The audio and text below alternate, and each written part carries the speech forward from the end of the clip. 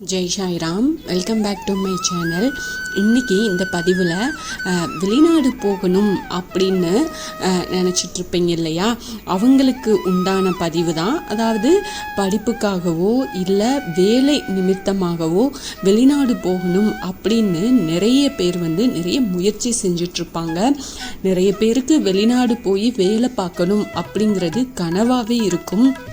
அப்படி முயற்சி செய்யும்போது அவங்களுக்கு வெளிநாட்டு யோகம் இருந்தால் மட்டும்தான் அந்த முயற்சியில் வெற்றியும் கிடைக்கும்.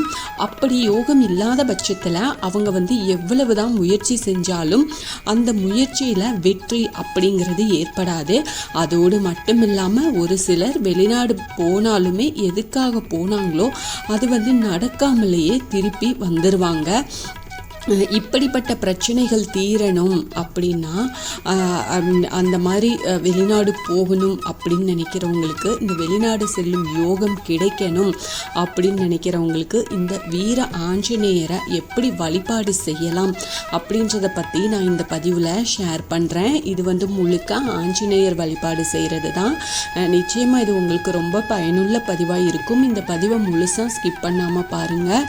அதுக்கு முன்னாடி என்னோட சேனலுக்கு தொடர்ந்து சப்போர்ட் பண்ணுங்கள், லைக் பண்ணுங்கள், ஷேர் பண்ணுங்கள், சப்ஸ்கிரைப் பண்ணுங்கள், மறக்காமல் பெல் ஐக்கானை கிளிக் பண்ணுங்கள். நவகிரகங்களால் ஏற்படக்கூடிய யோகங்களில் ஒன்று தான் வெளிநாடு செல்லும் யோகம். யார் ஒருத்தருக்கு இந்த வெளிநாடு செல்லும் யோகம் இருக்குதோ அவங்களால மட்டும்தான் வெளிநாட்டுக்கு போக முடியும்.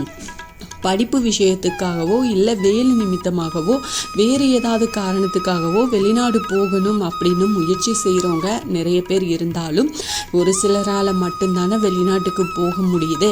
இதுக்கு அவங்களுடைய ஜாதகத்தில் இருக்கக்கூடிய தோஷங்கள் காரணமாக இருக்கும் பட்சத்தில் வீர ஆஞ்சநேயரை வழிபட்டு இந்த தோஷத்தை நம்மளால் நிவர்த்தி செய்ய முடியும். இந்த வழிபாட்டை நாம் வியாழக்கிழமை அன்னைக்கு தான் செய்யணும். இந்த வீர ஆஞ்சநேயர் சுயம்புவாக வீற்றிருக்கக்கூடிய கோவில் பார்த்தீங்கன்னா புதுப்பாக்கம் அப்படின்ற ஊரில் இருக்குது. இது வண்டலூர்ல இருந்து கேளம்பாக்கம் போகிற வழியில் இருக்கக்கூடிய ஒரு கோயில். இந்த கோயிலுக்கு வியாழக்கிழமை அன்னைக்கு போகணும். அப்படி போகும்போது ஆஞ்சநேயருக்கு வெற்றிலை மாலை சாத்துங்க.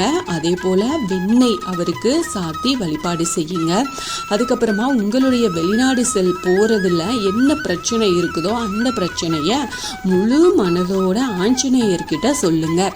இப்படி தொடர்ச்சியாக 21 வாரங்கள் இந்த கோவிலுக்கு போய் இங்கே இருக்கக்கூடிய வீர ஆஞ்சநேயரை வழிபாடு செய்யும்போது ஜாதகத்தில் இருக்கக்கூடிய எப்பேற்பட்ட தோஷமாக இருந்தாலும் அந்த தோஷங்கள் நிவர்த்தியாகி வெளிநாடு போகிறதுக்குரிய யோகமும் கிடைக்கும்.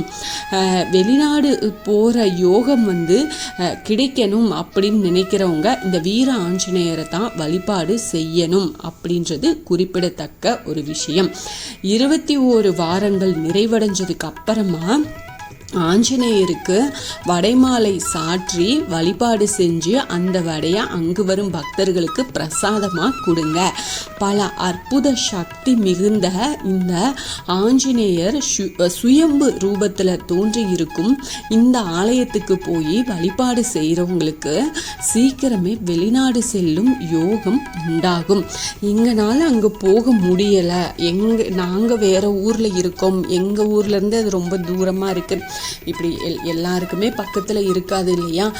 கண்டிப்பாக எல்லாரும் ஒவ்வொரு ஊரில் நாம் இருப்போம். சரி, நாம் என்ன பண்ணலாம் அப்படின்னா, நீங்கள் அந்த வீர ஆஞ்சநேயரை மனசில் நினச்சிட்டு உங்கள் வீட்டுக்கு பக்கத்தில் இருக்கிற ஆஞ்சநேயர் கோயிலுக்கு போய் இந்த வழிபாடை செஞ்சுட்டு வாங்க.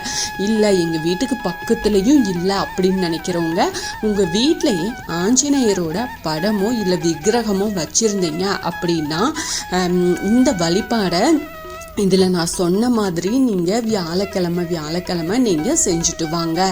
ஆனால் அந்த வீர ஆஞ்சநேயரை மனசார முழுக்க மனசில் நினச்சி இந்த வழிபாடை செய்யுங்க. உங்களுக்கு என்ன பிரச்சனை இருக்கோ, உங்களுக்கு வெளிநாடு போகிறதுக்கான படிப்பு விஷயத்துக்காக இருக்கட்டும், வேலைக்கான விஷயமா இருக்கட்டும், எதுக்காக இருந்தாலும் உங்களுக்கு என்ன பிரச்சனையோ அதை சொல்லி நீங்கள் வழிபாடு செய்யுங்க. நிச்சயமாக உங்களுக்கு நல்ல பலன் கிடைக்கும். அதே போல் போல் நீங்கள் அந்த வீட்டிலையோ அந்த மாதிரி வழிபாடு செய்யும்போது சுந்தரகாண்டம் இந்த மாதிரி ஆஞ்சநேயருக்கு உரிய பதிகம் அந்த புத்தகம் இருக்குது அப்படின்னா கண்டிப்பாக அந்த சுந்தரகாண்டம் பாராயணம் பண்ணுங்கள்.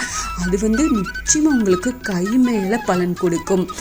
வீட்டில் இருந்தே நீங்கள் வழிபாடு செய்கிறீங்க, அங்கே கோயிலுக்கு போக முடியலன்ற பட்சத்தில் இருக்கிறவங்க இந்த சுந்தரகாண்டத்தை பாராயணம் செஞ்சுட்டு வாங்க. கண்டிப்பாக ஆஞ்சநேயர் வழிபாடோடு சேர்த்து இதை பாராயணம் பண்ணுங்கள். அப்புறமா நீங்கள் ஆஞ்சநேயருக்கு முடிஞ்சால் அவரோட எளிமையான மந்திரங்கள் எது உங்களுக்கு தெரியுதோ அதை சொல்லுங்கள். இல்லை 108 அஷ்டோத்தரம் சொல்லலாம். இதில் உங்களுக்கு எது எளிமையாக இருக்கோ அது சொல்லுங்கள். ஆனால் முடிஞ்ச வரைக்கும் சுந்தரகாண்டம் பாராயணம் பண்ணுங்கள்.